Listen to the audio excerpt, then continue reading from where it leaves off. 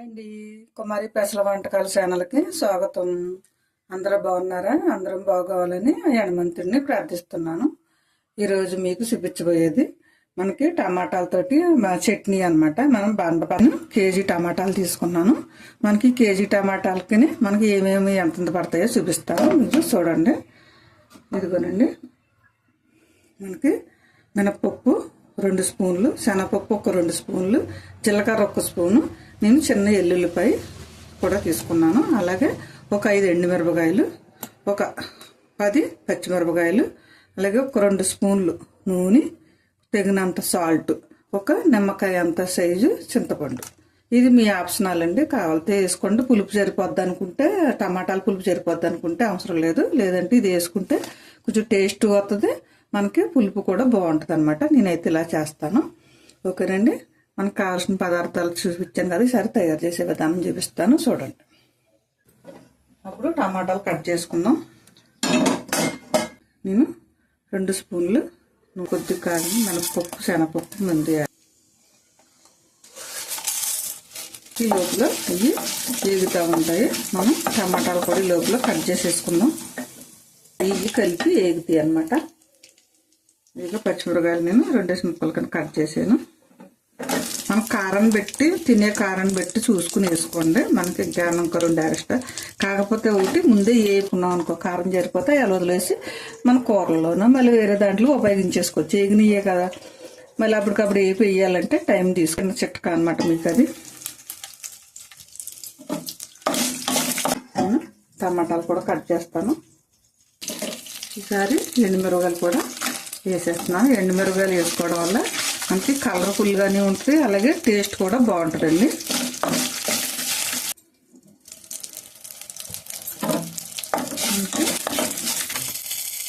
నేను ఇది చూసారా ఒక టమాటాను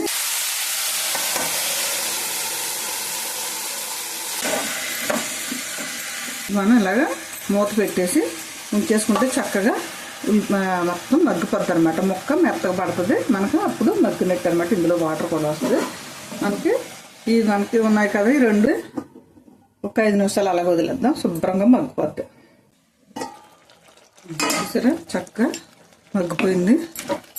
మనం ఈసారి శుభ్రంగా సలార్ పెట్టేసుకుని చట్నీ చేసేసుకుందాం. ఈ జీలకర్ర ఎల్లుల్లిపాయలు ఉన్నాయి కదా, ఇవి కూడా మనం ఇందులోనే వేసేసుకుని తీసుకుని ఉంచుకున్నాను కదా, అది కూడా పోసేస్తున్నాను. ఎందుకంటే ఉడికితే మనకి చింతపండుది కూడా చట్నీ ఎక్కువ నిల్వ ఉంటుంది అనమాట. మనకి చట్నీ చేసేసుకుని ఫ్రిడ్జ్లో పెట్టుకుంటే మనకి చక్కగా 10-15 రోజులైనా పాడవుతుంది అనమాట. ఒకేసారి కట్టేస్తున్నాను, ఎందుకంటే చింతపండు గురించి ఒక్కొక్కసారి మనం ఎప్పుడైనా సరే మిరపకాయలు వేపుకున్నాక ఒక 4 కాయలు మనం ఇలాగా తీసి పక్కన పెట్టుకుని ఉంచుకున్నామంటే మనం చట్నీ చేసుకున్నాక కారం సరిపోయిందో లేదో మనం చూసుకుని మళ్ళీ వేసుకోవచ్చు అనమాట. ఎందుకంటే ఘాటు ఎక్కువైపోతే మళ్ళీ తినలేరు కదా, కొంతమంది పిల్లలు గట్ట ఉన్నారనుకో. ఏం చేయాలంటే ఇలాగ మనం వేపేసి తీసేసుకుని, పిల్లలు లాంటి వాళ్ళకి కొంచెం చట్నీ తీసేసుకుని మళ్ళీ మనం ఈ మిరపకాయలు మళ్ళీ వేసేసుకుని మళ్ళీ మనం చట్నీకి మళ్ళీ ఉపయోగించుకోవచ్చు అనమాట. మనం 2 రకాలుగా చేసుకోవచ్చు అనమాట.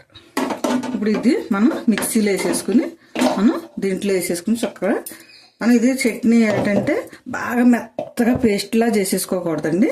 మనం కొంచెం కచ్చా పెచ్చాకని చేసుకుంటే బాగుంటుంది. మనకి అన్నంలోకి కూడా బాగుంటుంది, అలాగే టిఫిన్లోకైనా బాగుంటుంది అనమాట. ఈసారి మనం దీంట్లో మిక్సీలో వేసేసుకుని చట్నీ చేసుకుందాం.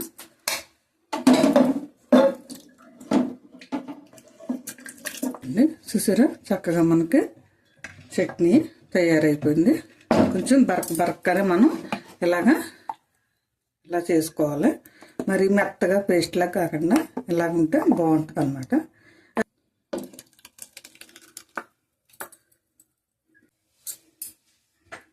చూసారా బండ పచ్చడి టమాటా చట్నీ అనమాట. మనకి రైస్లోకి కానీ, అలాగే మనకి అట్లలో కానీ, ఇడ్లీలోకి కానీ, దోశల్లోకి కానీ చాలా బాగుంటుందండి. మీకు కొత్తగా పెళ్ళిళ్ళు అయిన వాళ్ళకి ఏంటంటే కారం ఎక్కువ వేసేసి దెబ్బలాడుతుంటారు కదా, అలా కూడా లేకుండా అలాగే చిన్నపిల్లలు కూడా చక్కగా తింటారనమాట. ఓకేనండి, ఇది బంట పచ్చడి తయారు చేసే విధానం, కావాల్సిన పదార్థాలు అన్నీ వేసి చూపించాను. మీకు నచ్చిందని అనుకుంటున్నాను. మీకు నచ్చితే కనుక మీ ఫ్రెండ్స్కి అలాగే మీ బంధువులకి అందరికీ షేర్ చేయండి. అలాగే బెల్ ఐకాన్ నొక్కండి, సబ్స్క్రైబ్ చేసుకోమనండి. నేను ఏ ఐటమ్స్ చేసినా మీ ఫోన్లోకి వెంటనే వచ్చేస్తాను అనమాట. ఓకేనండి, మళ్ళీ ఇంకొక ఐటమ్స్తో మీ ఎదురుకు వస్తా. బాయ్ అండి.